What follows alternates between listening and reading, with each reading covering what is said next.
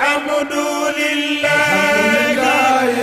الحمد لله الحمد لله رب الواهبين سعينا الحمد waaw may déjà baalu àq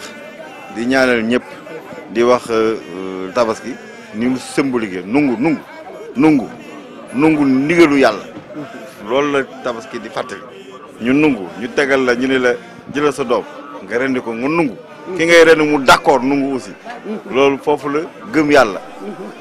gëm yàlla ci niveau bi mu nekk loolu tax sëriñ bi rappelé ko ñu ni vraiment dañu war a baalante ak wax ku la njëkk a baal ak ki am initiative mooy jël 99% am initiative dem fekk sa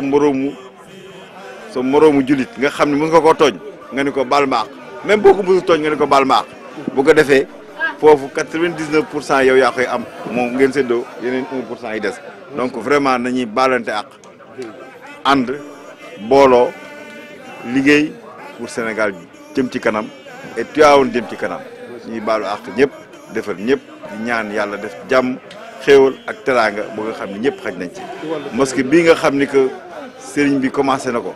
mooy sëñ Babacar Sy Mansour léegi vraiment yàlla def ci jàmm mu eggale ko jàmm ak salaam inauguré ko ak jàmm ak salaam ci train bi nag xam nga pour la première fois quand même. Le président Macky Sall le grand président Macky Sall def benn train bi nga xam ni avantage yi am France yëpp mu indi ko fii yi am ci dëkk bu développé mu indil leen ko ba raw leen sax ci affaire du train maintenant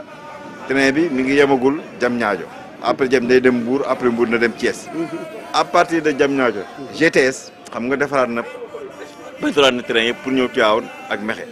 et plus tard dina dem Touba dina dem ba Saint-Louis GTS mooy grand train du Sénégal. alhamdulillah